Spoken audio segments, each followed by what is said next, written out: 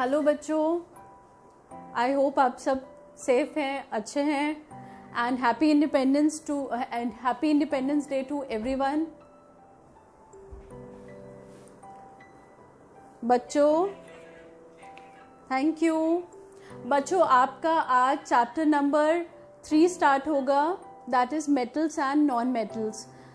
आई hope कुछ बच्चों के स्कूल में ऑलरेडी स्टार्ट हो चुका होगा, तो आपको एक थोड़ा सा ब्रीफ आइडिया मिल गया होगा कि इस चैप्टर में क्या है। ठीक है बच्चों, एसिड बेसिस एंड सॉल्ट्स जो आपने प्रीवियसली पढ़ा था, अगर उसमें अभी भी किसी को भी प्रॉब्लम आ रही है तो प्लीज़ हमें बता दीजिएगा मैसेज करके कि आपको किस पर्टिकुलर पार्ट में प्रॉब्लम आ रही है। Okay, so let's start with today's topic, that is metals and non metals. सबसे पहले पढ़ेंगे what are the basic differences between metals and non metals. Many of you must already be knowing, क्योंकि class 9th में हमने ये topic पढ़ा हुआ है, metals and non metals. So what are the basic differences between metals and non metals? Firstly, metals are malleable. What is malleability? Anybody is having any idea about it?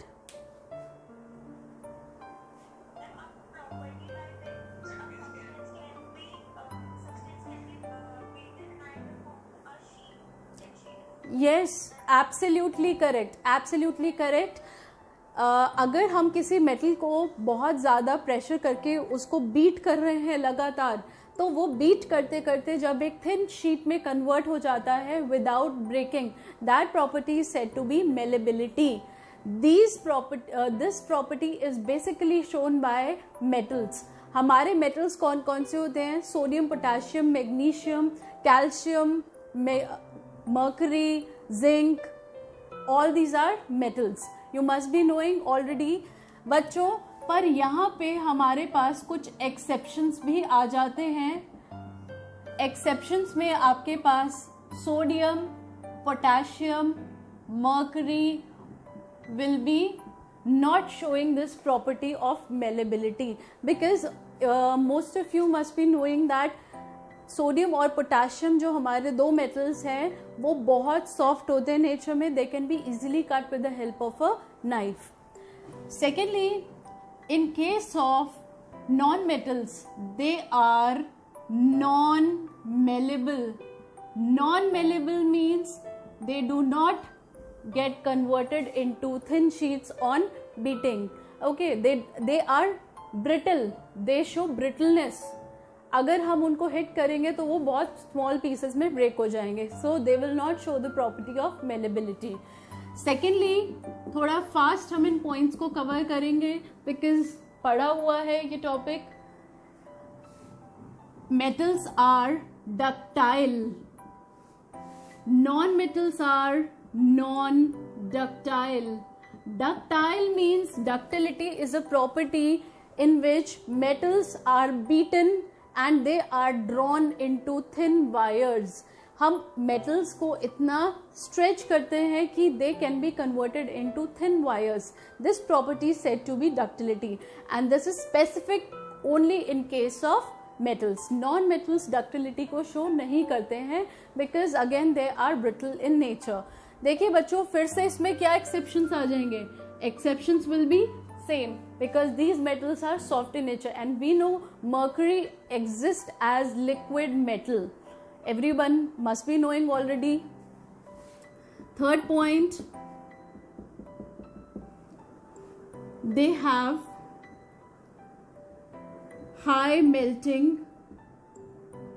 and boiling point.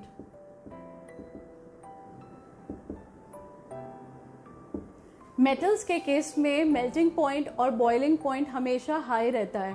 For example, iron has a melting point of 1535 degree Celsius. So in case of non metals they have low melting and boiling point.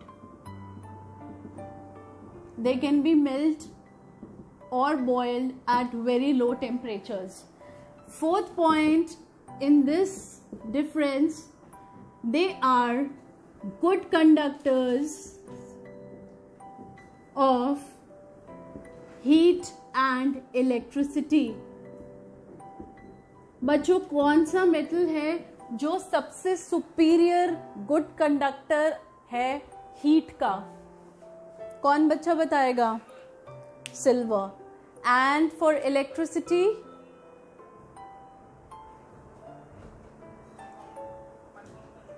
Electricity, very good. Silver is well known for the good conductor of electricity as well as heat. Here we have again some exceptions.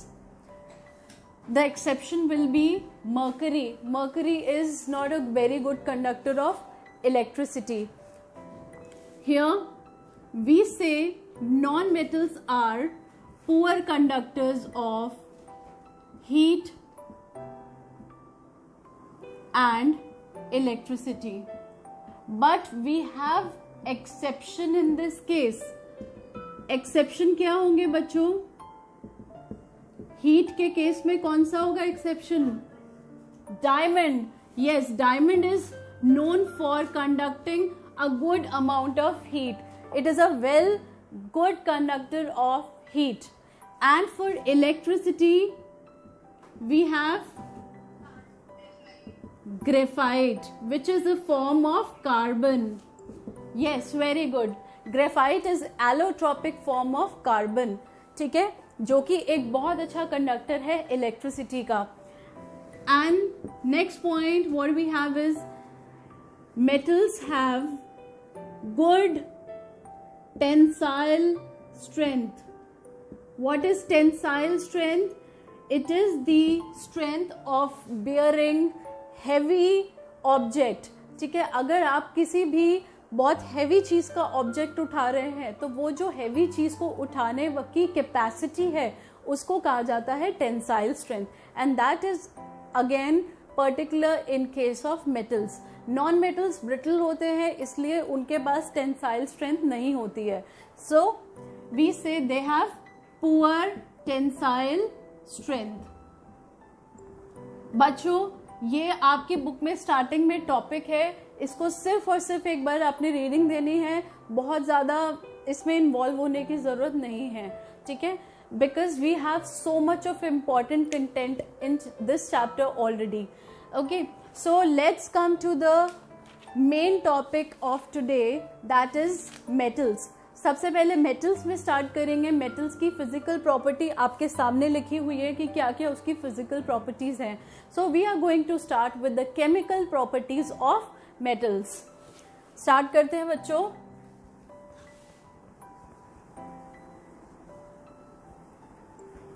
कितने बच्चों के school में ये chapter हो चुका है? GRM में हो गया है बच्चों metals non metals?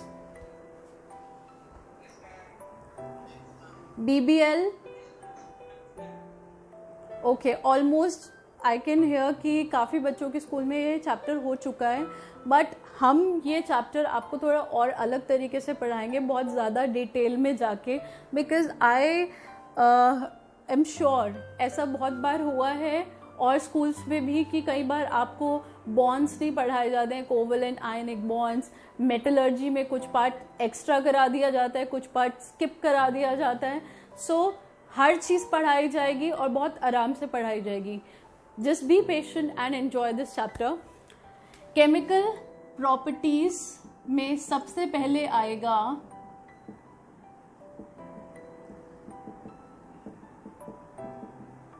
Of metals. Metals की बच्चों एक खास टेंडेंसी होती है कि जब भी मेटल, कोई भी मेटल ऑक्सीजन के साथ कंबाइन करता है, ऑक्सीजन कहां से आएगी? From air. ठीक है, it forms metal oxide. What it forms? Metal oxide. बच्चों एग्जाम्पल हम बिल्कुल रिएक्टिविटी सीरीज के अकॉर्डिंग पैरेलली पढ़ते जाएंगे सारी की सारी प्रॉपर्टीज. ठीक है, हमें रिएक्टिविटी सीरीज याद है, क्या होता है बच्चों? ट्रिक याद है सारे बच्चों को? ओके बच्चों, जो भी हम प्रॉपर्टी पढ़ते हैं मेटल्स की, हम उसमें बेसिकली जो सबसे ज़्यादा यूज़ होने वाले मेटल्स होते हैं या जो वेल रिनाउंड मेटल्स होते हैं, हम वो ही पढ़ेंगे, ठीक है। So starting with sodium and potassium, we know these are the most reactive metals in the reactivity series, ठीक है। यहाँ पर ये जो टॉप मोस्ट एलिमेंट्स आपके पास आते हैं, हमें पता होता है कि इनकी रिएक्टिविटी सारे मेटल्स से कहीं ज़्यादा है। तो अगर बच्चों इसकी रिएक्टिविटी बहुत ज़्यादा है तो it will violently react with oxygen, एकदम से रिएक्ट करेगा और कंपाउंड फॉर्मेशन कर लेगा। रिएक्शन कैसे होगी बच्चों? अगर सोडियम है, सोडियम ऑक्सीजन के साथ रिएक्ट कर रहा है, what it will form? It will form Na2O. Na2O is sodium oxide, which is also known as basic oxide. मैंने बच्चों आपको एसिड और बेसिस में एक छोटी सी बात बताई थी कि मेटल्स हमेशा क्या बनाते हैं? बेसिक ऑक्साइड्स फॉर्म करते हैं और नॉन मेटल्स हमेशा एसिडिक ऑक्साइड्स फॉर्म करते हैं। तो बच्चों अगर हम इसको वाटर में डिसॉल्व करते हैं इस पर्टिकुलर कंपाउंड को और उसमें लिटमस पेपर डिप करते हैं, तो litmus will show color change from red to blue, hence proving out that it has basic nature. बच्चों इसी तरह से sodium and potassium, another very reactive metal, ये भी रिएक्ट करके क्या बनाएगा? K2O, potassium oxide, which is again a basic oxide in nature. यहाँ पे एक गिव रीजन क्वेश्चन जनरेट होता है, particularly in case of these two elements. एक और एलिमेंट आता है यहाँ पर, दैट इज लिथियम। लिथियम भी बहुत रिएक्टिव एलिमेंट है और फॉरेन ऑक्सीजन से रिएक्ट करके Li2O, लिथियम ऑक्साइड बना लेता है, which is again basic oxide. बच्चों ये क्वेश्चन पुट किया जाता है आपसे कि why these reactive metals, why these metals are stored under kerosene oil। हमें क्या करना पड़ता है बच्चों? ये जो मेटल्स हैं सोडियम, पोटेशियम एंड लिथियम, इनको केरोसिन में स्टोर करना पड़ता है, केरोसिन ऑयल में। The reason behind this fact is बच्चों, अगर हम ऑयल से इसको कवर कर देते हैं तो ऑयल होने से एयर के अंदर जितनी भी गैसेस हैं, एयर का जो कांटेक्ट है वहाँ से पूरी तरह कट हो जाता है। जब एयर वहाँ पे कांटेक्ट नहीं कर पाएगी तो एयर में प्रेजेंट ऑक्सीजन, कार्बन, मॉइस्चर, कोई भी चीज़ इन रिएक्टिव एलिमेंट्स के साथ कंबाइन नहीं हो पाएगी। So this is the basic reason behind this कि हम इनको केरोसिन ऑयल में स्टोर करते हैं। ओके, नेक्स्ट बच्चों ये हो गए सारे। कैल्शियम भी क्या फॉर्म करेगा? Calcium will also form calcium oxide on reaction. Magnesium will form magnesium oxide. पर बच्चों इस क्वेश्चन में आपको इस रिएक्शन में कुछ याद आ रहा होगा, हम मैग्नीशियम को जब भी बर्न करते हैं इन प्रेजेंस ऑफ ऑक्सीजन, हमें उससे पहले क्या करना पड़ता है? मैग्नीशियम वायर्स की स्क्रैपिंग करनी पड़ती है सैंड पेपर से। क्यों? क्योंकि मैग्नीशियम ऑलरेडी एक प्रोटेक्टिव लेयर फॉर्म कर लेता है अपने ऊपर, दैट इज मैग्नीशियम ऑक्साइड। तो उस लेयर को हटाने के लिए वहां पे हमें स्क्रैपिंग करनी पड़ती है। एंड मोर ओवर बच्चों, हमें इन तीन मेटल्स के केस में sodium, potassium, lithium and somehow calcium, हमें यहाँ पे कोई भी हीट सप्लाई नहीं करनी पड़ती है। इनकी रिएक्टिविटी ऑलरेडी इतनी ज़्यादा है कि ये फटाफट ऑक्सीजन के साथ कंबाइन करके ऑक्साइड बना लेते हैं इन फ्रिक्शन ऑफ सेकेंड्स। बट बच्चों मैग्नीशियम की जहाँ पर बात आती है, मैग्नीशियम को हमें ऑक्सीजन के साथ बर्न करना पड़ता है, ठीक है, हमें उसको फ्लेम पे बर्न करना पड़ता है।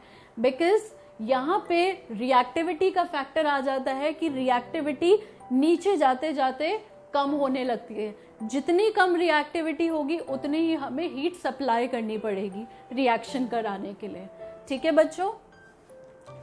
नेक्स्ट आपके पास बच्चों हमने यहाँ पर देखा बेसिक ऑक्साइड्स फॉर्म होते हुए, ठीक है।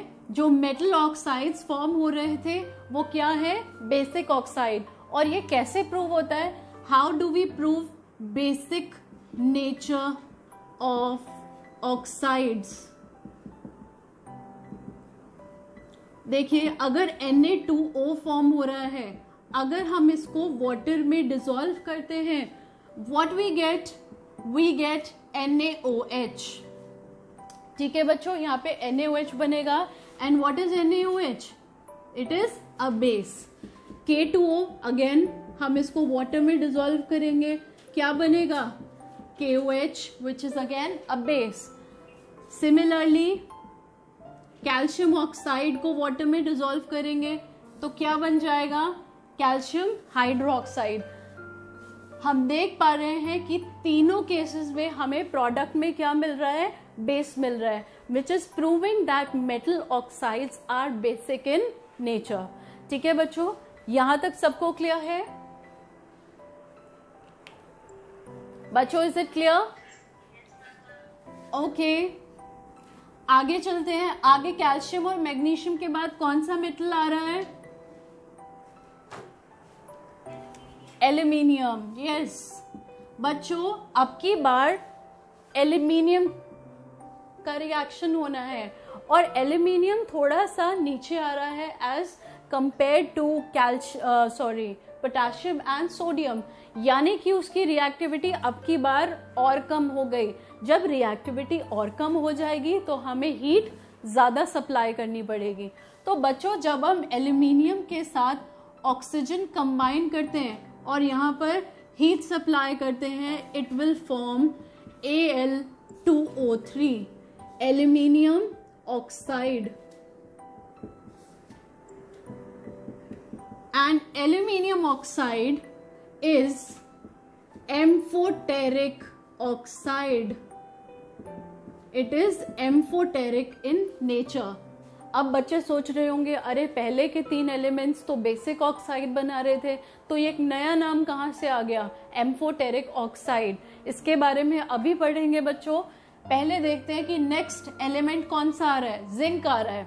ठीक है, तो जैसे ही जिंक को भी हमने ऑक्सीजन के साथ कंबाइन किया एंड हीट सप्लाई की इस रिएक्शन में, तो हमारे को क्या मिलेगा यहाँ पे, ZnO, that is again an amphoteric oxide. अब ये एम्फोटेरिक ऑक्साइड क्या होता है बच्चों, एम्फी का मतलब होता है बोथ। ठीक है, एम्फोटेरिक ऑक्साइड्स वो ऑक्साइड्स हैं जो दोनों नेचर शो करते हैं, acidic as well as basic. They show both type of nature. They behave like acids also and they behave like bases also. तो ऐसे जो ऑक्साइड्स फॉर्म होते हैं हमारे पास, हम उनको क्या बोलते हैं, एम्फोटेरिक ऑक्साइड्स। बच्चों, हमेशा हमें याद रखना है इस रिएक्शन में स्पेसिफिकली कि जो शुरू के हमारे मेटल्स हैं जो रिएक्टिव हैं, अच्छे खासे रिएक्टिव हैं, वो हमेशा क्या फॉर्म करेंगे, they will form basic oxide. And on the other hand हमारे को याद रखना है सिर्फ और सिर्फ 2 एलिमेंट्स ऐसे होंगे, that is aluminium and zinc, जो ऐसा ऑक्साइड बनाएगा which will show both acidic as well as basic nature, which is called as amphoteric oxide. अब बच्चों, how we explain it, amphoteric oxides are those which show acidic as well as basic nature। बच्चों, इस chapter में reactions हैं starting में जो आपको पढ़ने पड़ेंगे, एंड एक्सट्रैक्शन ऑफ मेटल्स में भी रिएक्शंस होते हैं आपके पास।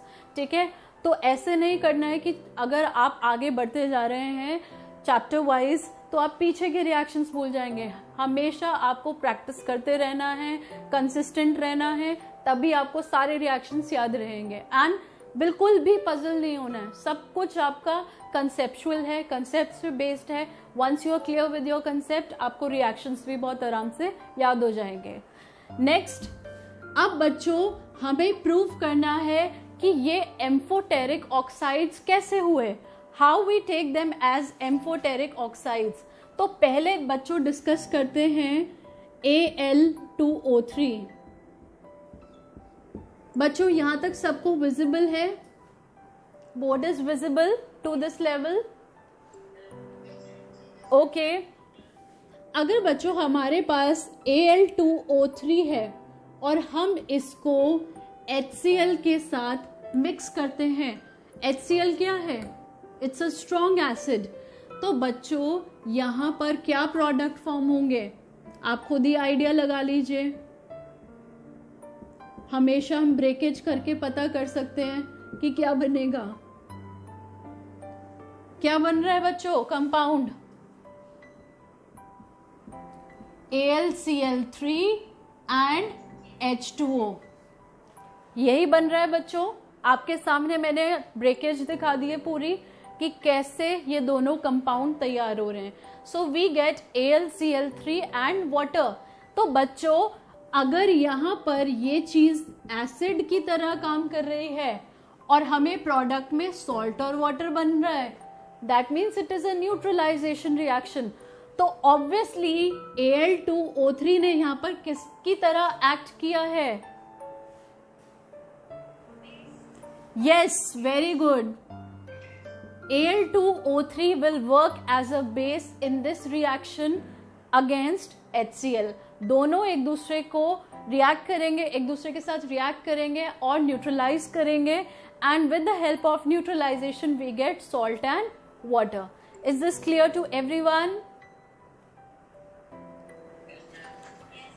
बच्चों इसमें हमने देखा कि Al2O3 एज अ बेस काम कर रहा था। अब हम देखते हैं रिएक्शन जहां पर Al2O3 एज एन एसिड काम करेगा। चलिए देखते हैं। अब की बार Al2O3 को हमने मिक्स किया सोडियम हाइड्रो ऑक्साइड के साथ। हम जानते हैं sodium hydro oxide is a well known strong base, ठीक है। तो ये चीज अगर बच्चों बेस है, आपस में ये रिएक्ट करेंगे and it will form a very rare salt that is NaAlO2। NaAlO2 is known as sodium aluminate. The name of the salt is aluminate, sodium aluminate। क्यों? क्योंकि बच्चों यहाँ पर AlO2 1 नेगेटिव जो आयन बनता है that is aluminate ion, okay. और साथ में यहाँ पर क्या प्रोड्यूस होगा बच्चों? H2O, ठीक है। तो यहाँ पे बच्चों अगेन हमारे पास क्या बन रहा है? सॉल्ट एंड वाटर, सॉल्ट और वाटर, और हमने यहाँ पे बेस यूज किया था। तो यानी कि ऑब्वियसली ये किसकी तरह यहाँ पर बिहेव कर रहा है? As an acid.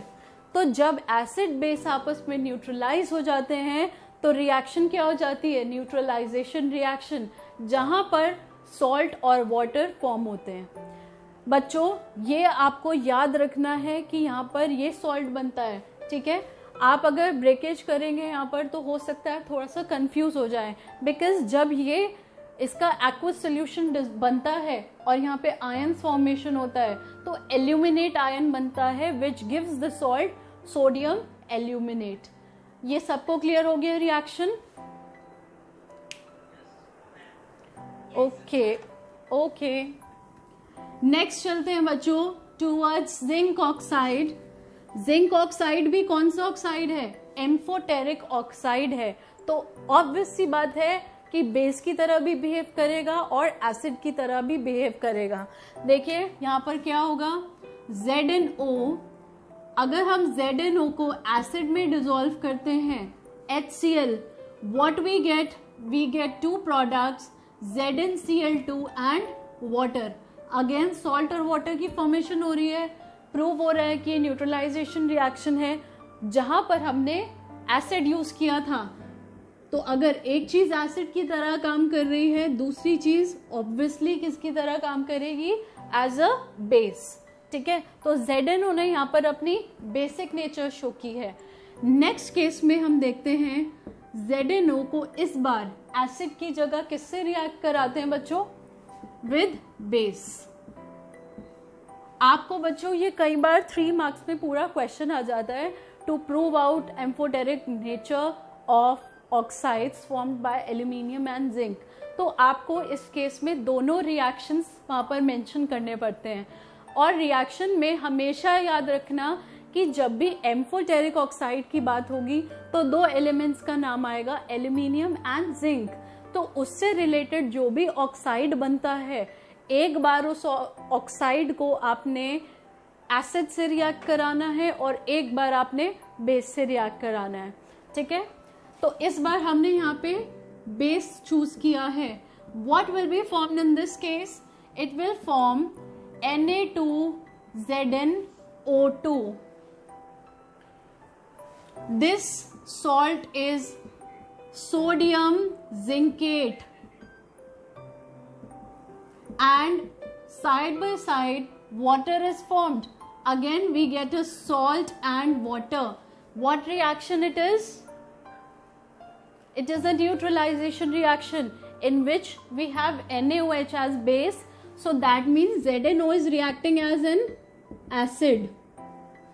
अब यहाँ पर इसने कौन सी नेचर प्रूव की है? अपनी एसिडिक नेचर शो की है। सो वी से ZnO shows both type of nature, acidic as well as basic. यहाँ तक क्लियर है सारे बच्चों को? Any doubt? Okay, let's move onwards.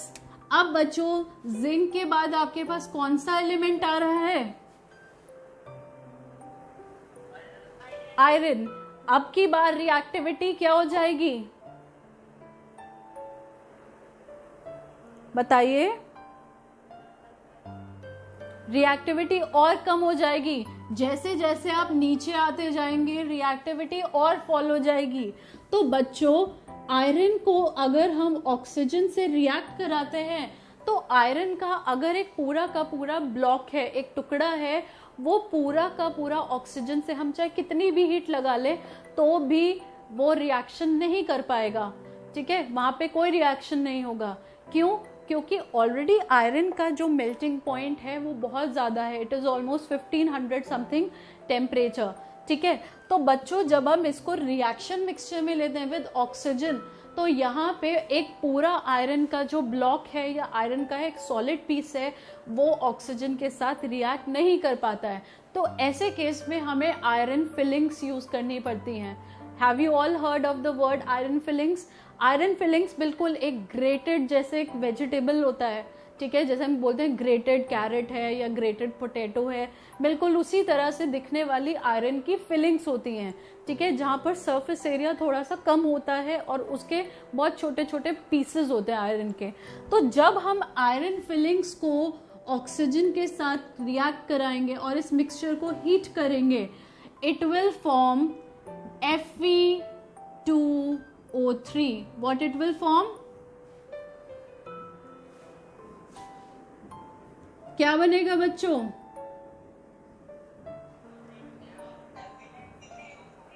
Fe3O4 बनेगा, नॉट Fe2O3। यही कंफ्यूजन होती है, इसलिए ये रिएक्शन बहुत इंपॉर्टेंट है। It is very very important reaction. ठीक है, यहां पर आपके पास बनता है आयरन 2,3 ऑक्साइड। ठीक है, इसको बोलते हैं आयरन 2,3 ऑक्साइड। क्योंकि यहाँ पे आयरन की वेरिएबल वैलेंसी होती है इसलिए हम यहाँ पे 2,3 मेंशन करते हैं। It is also known as magnetic oxide. ठीक है बच्चों, यहाँ पर Fe3O4 बनेगा। एनसीईआरटी में ये क्वेश्चन मेंशन होता है इस नाम से, what happens when a red hot iron reacts with oxygen.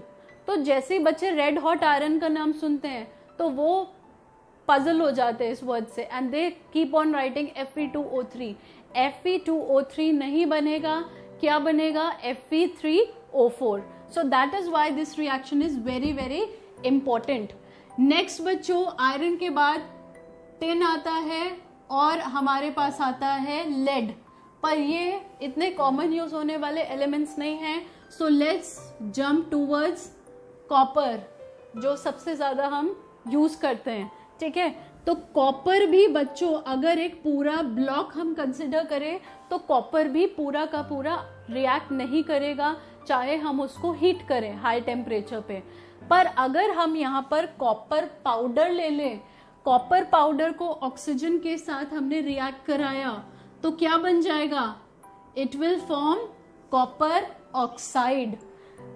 Copper का जो पाउडर होता है वो रेडिश ब्राउन कलर का होता है, तो जैसे ही ऑक्सीजन के साथ वो रिएक्ट करता है it forms a black coloured powder, that is copper oxide.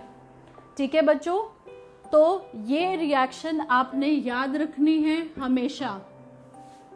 यहां तक सबको क्लियर है? ओके बच्चों, कॉपर के बाद आपके पास मेटल्स आते हैं सिल्वर, प्लैटिनम एंड गोल्ड। तो क्या ये रिएक्शन करेंगे ऑक्सीजन के साथ?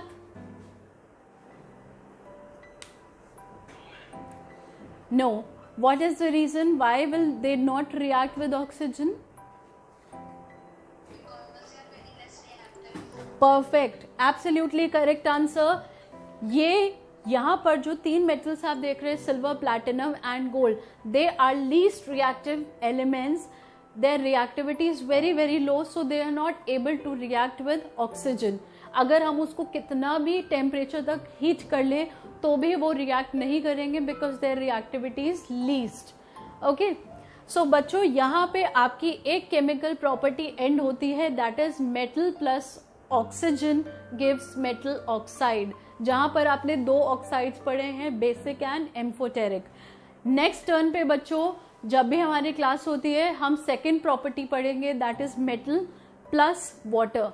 मेटल और वाटर जब कंबाइन करते हैं तो क्या फॉर्म करते हैं और उसके बारे में पढ़ेंगे, ठीक है। सो बच्चों आज की क्लास यहीं पे स्टॉप करते हैं, ठीक है, और नेक्स्ट टर्न पे मिलेंगे हम लोग with a new topic. Till then all of you just take care, stay safe, bye bye.